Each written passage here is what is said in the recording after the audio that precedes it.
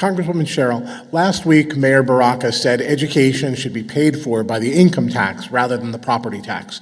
Do you agree that it would make sense to pay for a state constitutional right to a thorough and efficient education from the broader statewide tax base? So what I think we need to do as far as property taxes is just combine some of the schools. We have certain towns that don't even run K through 12 schools, and they have the whole administrative cost and facility burden that every other administrative cost has for full school systems. I'll also tell you that right now we're going to see our student population go down because in 2007 that was a baby boom, and those kids are graduating high school. I know that because I have a son who's graduating high school.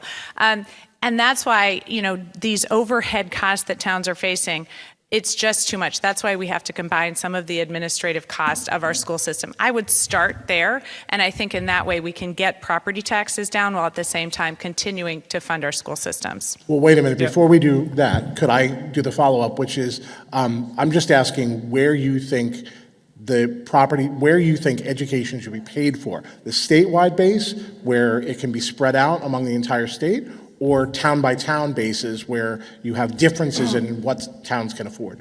So I actually like a county-based system more, and so moving as much as, moving several like occupational schools to a county-based system, magnet schools to a county-based system, a school like this that we're in tonight here at the Essex County Technical School, the Donald Payne Essex County Technical School. This is the kind of school that can really draw students from all over the county and defray a lot of the cost of our municipalities.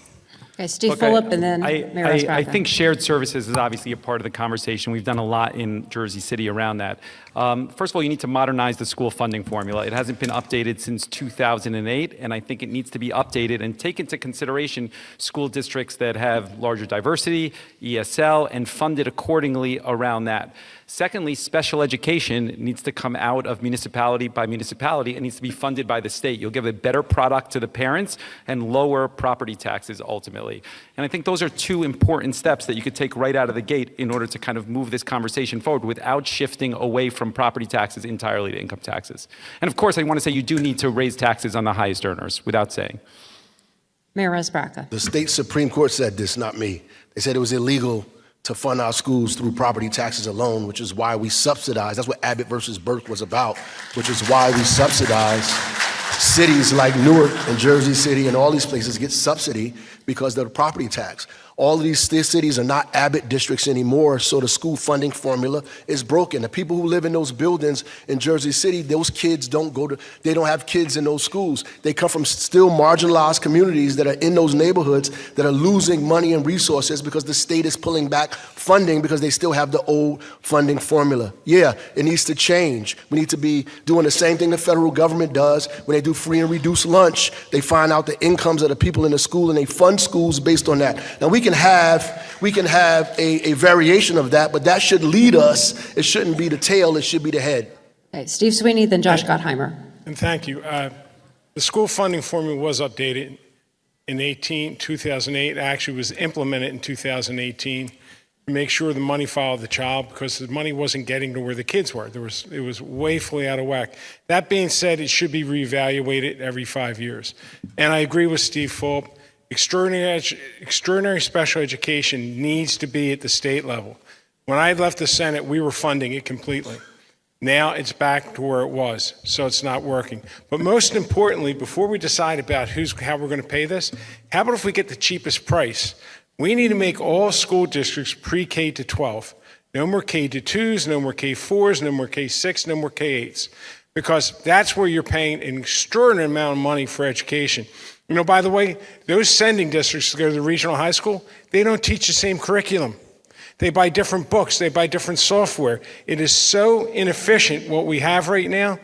And people don't want to change because it's home rule. We're not talking about closing your school down. We're not. We're saying you're not going to have an administration. You'll have a principal in the building.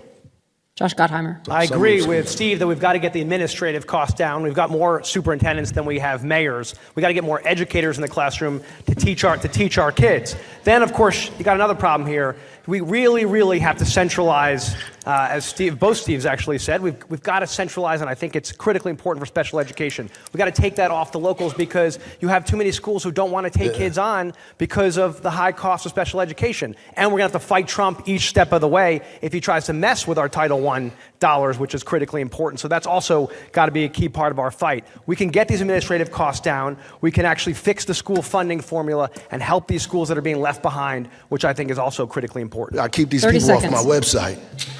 But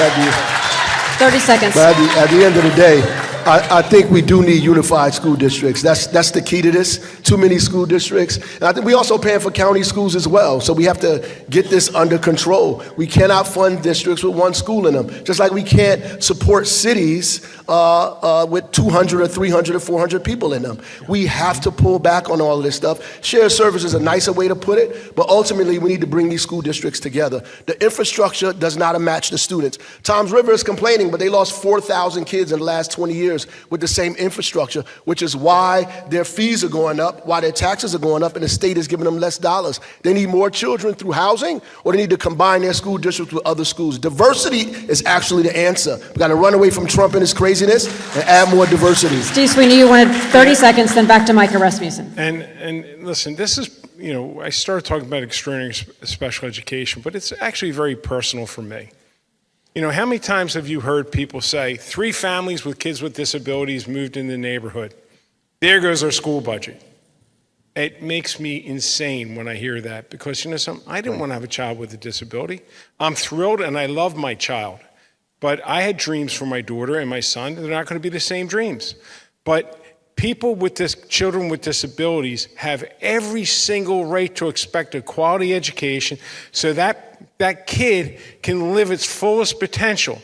We got to look beyond the disability. We got to look beyond when you see a person looks differently and see that there's a person. And that person deserves the opportunities as anyone else. And that's why this is very important that we did it. I did it when I was the Senate president, and I'm going to do it again when I'm the governor. Right. Mayor Baraka, you criticized Congresswoman Sherrill for saying one of the ways to address the persistent racial wealth gap is third grade literacy. Right. As a former principal, do you believe there's a correlation between reading proficiency and higher lifetime earnings? No, I think wealth and reading, third grade reading, have nothing to do with each other, or Donald Trump wouldn't be rich, right? The reality is, wealth and income has nothing to do with each other, right?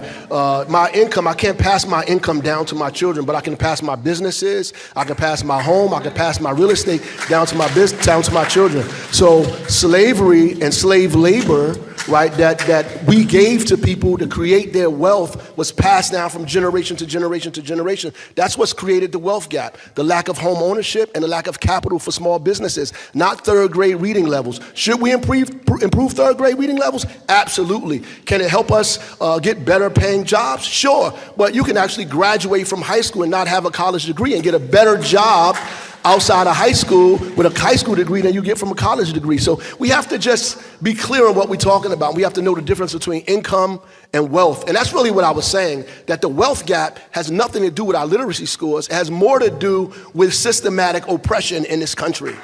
All right, we appreciate Mikey Sherrill, you're going to unite. We really appreciate the passion in the audience, but we've got to try and limit our applause to no applause. Mikey Sherrill, you have 45 seconds. Thank you. Obviously, when I was addressing the wealth gap in the state, I was talking more broadly than simply third grade reading. But I do think, and I know you've agreed with me historically, Mayor Baraka, that third grade reading scores are critically important to a student's success going forward. That is an inflection point. That's where students can either go on to do their homework at home in science and math, or they can't read that homework. So I don't think we really disagree here. I think we actually believe that there is a huge problem with systemic racism in this state. And then third grade reading is simply a separate issue on which kids are getting a good education in the state. And sometimes we say we have the best education system in the nation, but in too many cases it's by zip code here. I think Mayor Fulop,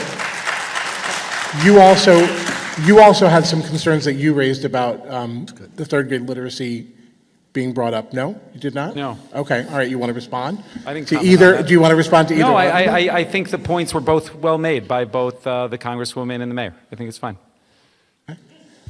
Maybe we're done. Thanks. How about that?